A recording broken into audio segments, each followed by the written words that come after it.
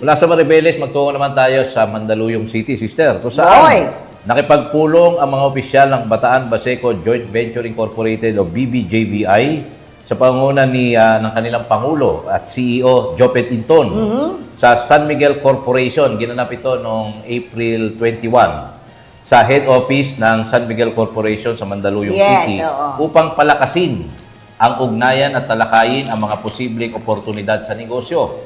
Kasama rin sa pulong ang mga kinatawa ng SMC Shipping and Literates Corporation kung saan pinag-usapan ang mga potensyal na larangan ng kooperasyon, partikular ang sa logistics at iba pang serbisyong may kaugnayan sa transportasyon at kalakalan.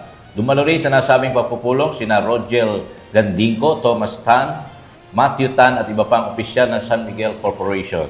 Ayon sa BBJBI, ang hakbang na ito ay bahagi ng kanilang patuloy na pagsisikap na makipag-ugnayan sa malalaking kumpanya upang mapalawak ang oportunidad sa pamumunan at pag-unlad sa Bataan. So, good luck dyan sa naging meeting ng BBJBI sa San Miguel Corporation. Yes. At maganda ang magiging, siyempre, resulta niyan, pagka ganyan, nag-merge ang mga Busy-busy itong si President Jopet at dating Mayor ng Hermosa. Grabe.